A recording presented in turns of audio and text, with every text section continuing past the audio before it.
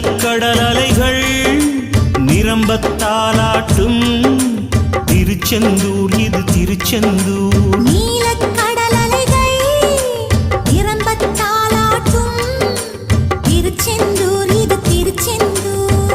ஆழிப்பேரலை அடங்கி நடந்தது அது எந்தூர் இந்த திருச்செந்தூர். ஆழிப்பேரலை அடங்கி நடந்தது அது எந்தூர் இந்த திருச்செந்தூர்.